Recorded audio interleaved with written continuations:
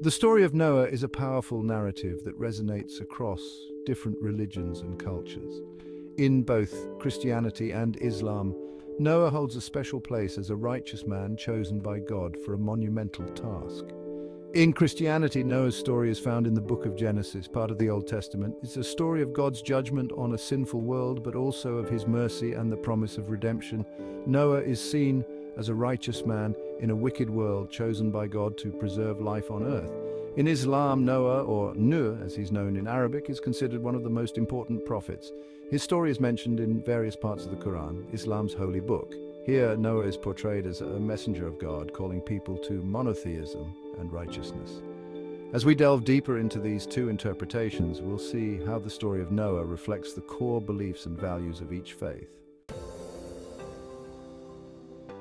In Christianity, the story of Noah is viewed through the lens of the gospel. The gospel, which means good news, is the central message of Christianity.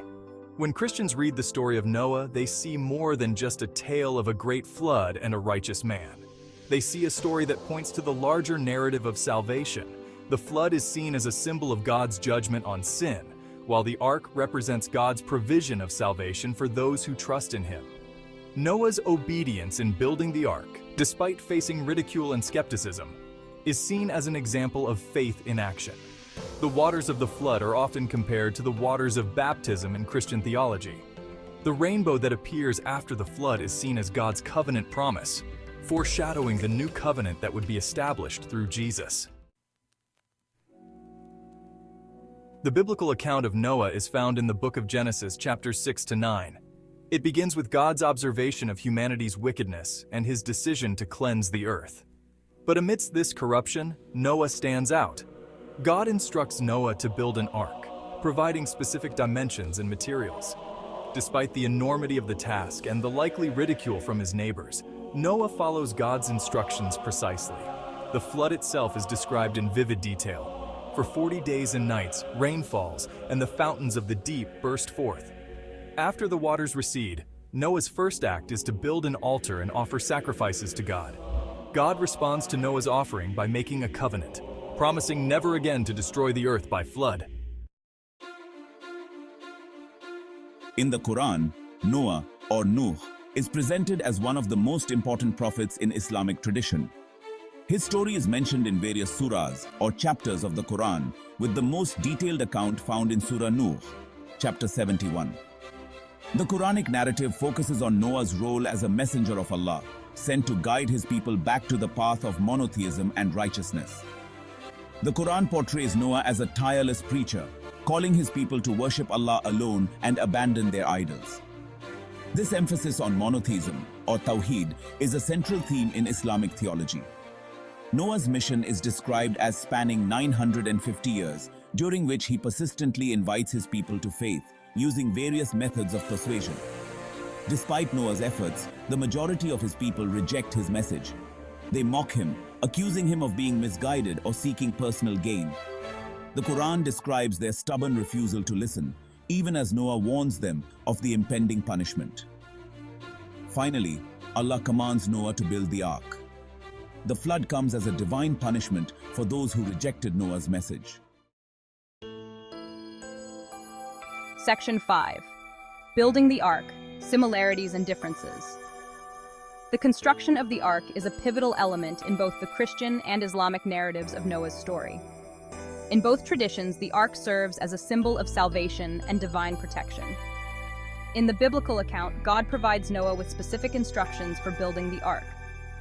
The dimensions are clearly stated: 300 cubits long, 50 cubits wide, and 30 cubits high. The materials are also specified: gopher wood and pitch. This level of detail in the biblical narrative emphasizes God's direct involvement and the importance of following his instructions precisely. The Quranic narrative, on the other hand, doesn't provide specific dimensions or materials for the ark. Instead, it focuses on the social and spiritual aspects of Noah's task. The Quran describes how Noah was mocked and ridiculed by his people as he built the ark. Both accounts agree that the ark was built under divine instruction and that it was large enough to accommodate Noah, his family, and pairs of animals. Section 6. The flood divine judgment in both traditions. The flood itself is a central element in both the Christian and Islamic accounts of Noah's story. In both traditions, it serves as an example of divine judgment on a sinful world.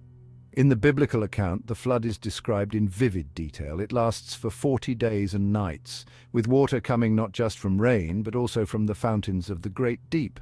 The flood covers even the highest mountains, emphasizing its global nature. This totality of destruction underscores the severity of God's judgment on sin. The Quranic account of the flood is less detailed in terms of its duration and extent. The focus is more on the flood as a consequence of the people's rejection of Noah's message.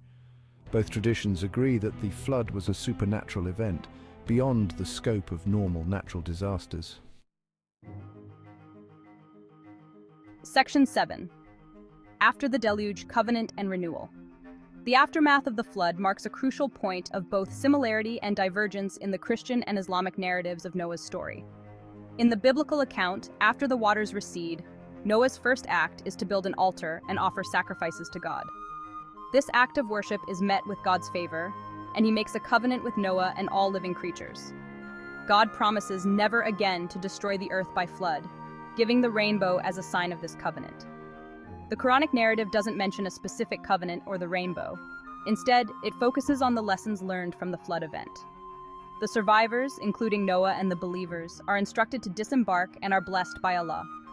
The flood is seen as a reset point, allowing for the establishment of a community devoted to monotheism. Section 8. Noah's family, roles and significance. The role and significance of Noah's family members differ in interesting ways between the Christian and Islamic traditions. In the biblical account, Noah's family consists of his wife, unnamed, his 3 sons, Shem, Ham, and Japheth, and their wives. All of them are saved in the ark, seemingly by virtue of their relationship to Noah. The Quranic narrative presents a more complex family dynamic. While it mentions Noah's wife and son, it doesn't name them or specify the number of sons. Significantly, not all of Noah's family members are portrayed as believers.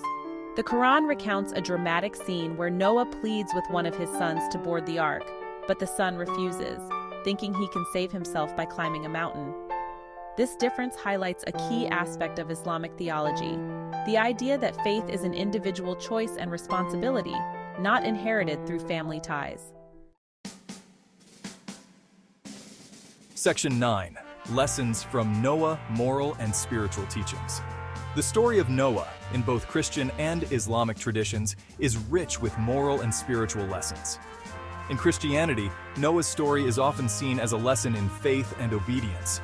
Noah's willingness to follow God's instructions, even in the face of ridicule and seeming impossibility, is held up as an example of true faith. In Islamic teaching, the story of Noah emphasizes the importance of persistence in calling people to faith. Noah's centuries-long mission, despite facing constant rejection, is seen as a model for patience and perseverance in the face of adversity. The flood serves as a warning about the consequences of rejecting divine guidance and persisting in disbelief and corruption. Both traditions draw lessons about environmental stewardship from Noah's care for the animals. Additionally, both faiths see in Noah's story a call to stand firm in one's beliefs, even when in the minority. Section 10. Conclusion, reflecting core beliefs. As we conclude our exploration of Noah's story in Christianity and Islam, we can see how this ancient narrative reflects and reinforces the core beliefs of each faith.